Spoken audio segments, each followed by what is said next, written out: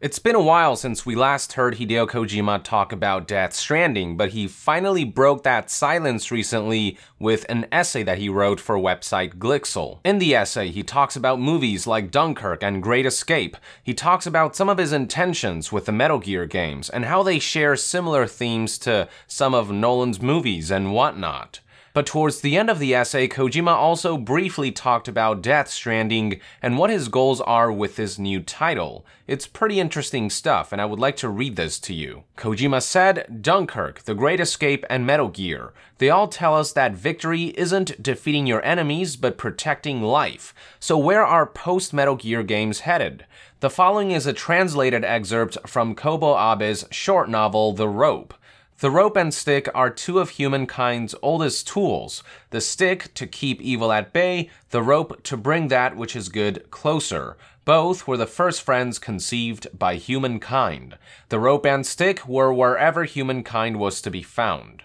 55 years have passed since the creation of the early video game Space War, but video games are still primarily players with sticks fighting each other. They cannot break the curse of using sticks to keep evil away or defeating enemies. I want to change this. It's time for humankind to take the rope in hand. We are ready for a game not based on competition, but on the rope that will bring good to the player and make connections. We don't need a game about dividing players between winners and losers, but about creating connections at a different level. My current project, Death Stranding, aims to fulfill this goal. It's been roughly 120 years since the advent of movies, and 59 for video games. We are still awash in a flood of games where defeating enemies is the focus. It's time for video games to achieve their Dunkirk, their Great Escape. We need a game that maintains the essence and fun unique to the medium, but also offers a completely new type of experience.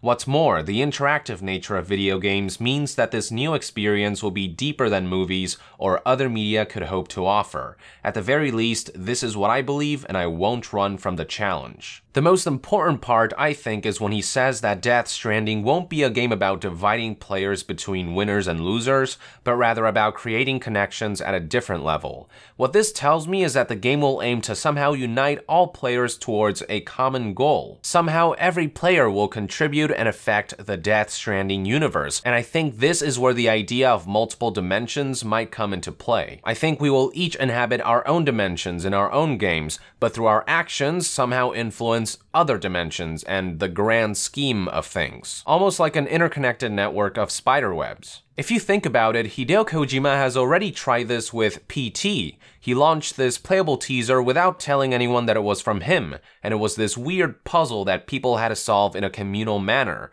Certain clues were even hidden in different languages to encourage global cooperation, and it worked. PT wasn't about winning or losing, it was about working together towards a common goal. It was less about the stick and more about the rope.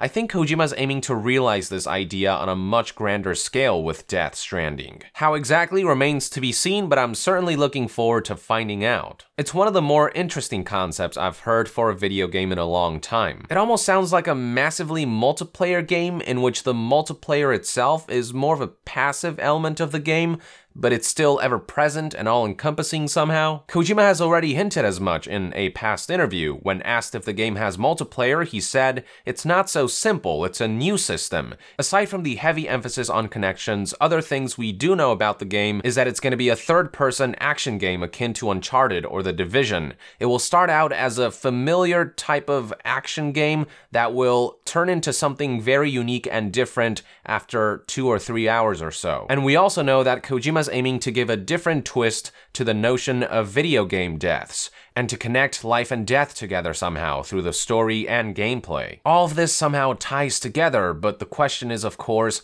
exactly how? That's something that I don't think anyone can answer quite yet. All we can do for now is wait until Kojima finally decides to show some gameplay. With that, I would like to end this Death Stranding news update. Thank you for tuning in. I hope you found this video useful, and if you enjoy my content, I hope you'll consider supporting me on Patreon to help our community remain independent from third-party sponsorship and corporate interference, and to be further updated on all things gaming news, reviews, and discussions, and all things Death Stranding, stay tuned right here on Young Yeah!